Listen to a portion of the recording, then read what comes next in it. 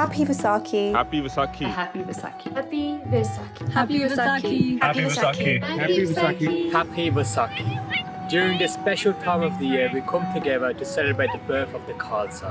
But what is it that makes Vaisakhi so beautiful? Sikhs don't believe in the caste system, which is why Sri Guru Gobind Singh Ji Maharaj established the Khalsa in 1699 to establish unity in the community.